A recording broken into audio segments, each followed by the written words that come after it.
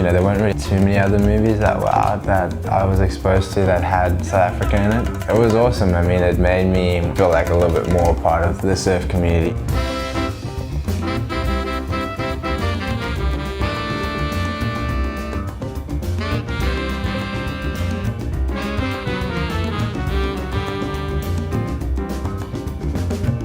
That was probably the most fortuitous meeting that happened between two surfers in the history of South African surfing. I mean, I was the perfect guy for him to meet. Everything just gelled. I got to meet all the guys that were the nucleus of the surf scene in America.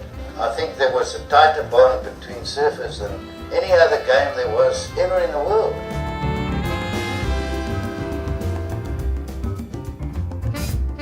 I know my grandfather was a pioneer in what he did. He was one of the first, men to shape surfboards in South Africa, and he had a massive impact in bringing it into the country. He was just a personality that I believe just absolutely demanded respect, but without asking for it. And here's that picture that we're going to replicate tomorrow. Patty, me, and there's John.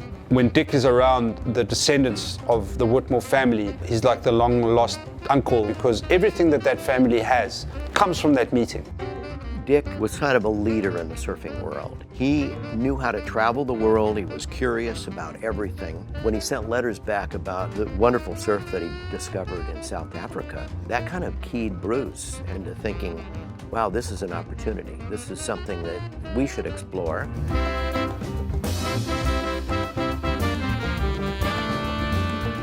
I definitely think the Endless Summer had an effect on a lot of people, the way they see travel and the world, and I wanted to experience what those guys were experiencing. There's these places all around the world where you might find some new wave and no one surfed it, and there's always going to be some hurricane swell or some river mouth that breaks out or some remote island in the Aleutians or in the Philippines. That sense of adventure never ends, and I think Endless Summer captured that.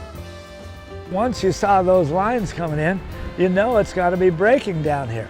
So you just look down the line and there's waves.